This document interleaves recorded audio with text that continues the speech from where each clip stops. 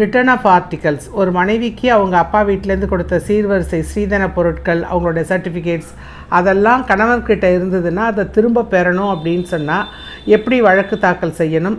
இல்லை domestic violence வழக்கு தாக்கல் செய்து மட்டும்தான் பெற முடியுமா?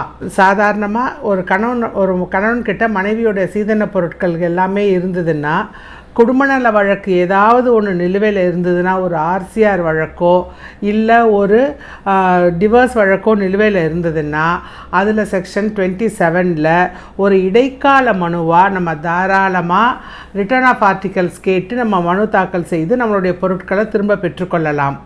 இதுக்கு டொமஸ்டிக் வயலன்ஸ் ஆக்டில் மட்டும்தான் பண்ணணும்னு கிடையாது, நம்ம டிவி ஆக்ட்லேயும் நம்ம கேட்கலாம். ஆனால் இதுக்கு தனியாக கேஸ் போடணும்னு அவசியம் இல்லை. ஒரு குடும்ப நல வழக்கு நிலுவையில் இருக்கும்போது அந்த வழக்கிலேயே ஒரு இன்ட்ரியம் அப்ளிகேஷனை நம்ம தாக்கல் செய்து பெற்றுக்கொள்ளலாம். Return of articles. ஒரு மனைவிக்கு அவங்க அப்பா வீட்டிலேருந்து கொடுத்த சீர்வரிசை ஸ்ரீதன பொருட்கள், அவங்களுடைய சர்டிஃபிகேட்ஸ் அதெல்லாம் கணவர்கிட்ட இருந்ததுன்னா அதை திரும்ப பெறணும் அப்படின்னு சொன்னால் எப்படி வழக்கு தாக்கல் செய்யணும்? இல்லை டொமஸ்டிக் வயலன்ஸ் வழக்கு தாக்கல் செய்து மட்டும்தான் பெற முடியுமா?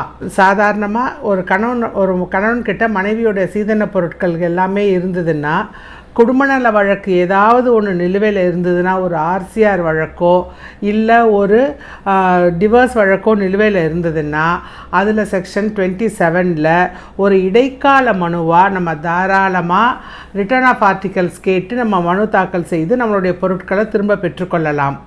இதுக்கு டொமஸ்டிக் வயலன்ஸ் ஆக்டில் மட்டும்தான் பண்ணணும்னு கிடையாது, நம்ம டிவி ஆக்ட்லேயும் நம்ம கேட்கலாம். ஆனால் இதுக்கு தனியாக கேஸ் போடணும்னு அவசியம் இல்லை. ஒரு குடும்ப நல வழக்கு நிலுவையில் இருக்கும்போது அந்த வழக்கிலேயே ஒரு இன்ட்ரியம் அப்ளிகேஷனை நம்ம தாக்கல் செய்து பெற்றுக்கொள்ளலாம்.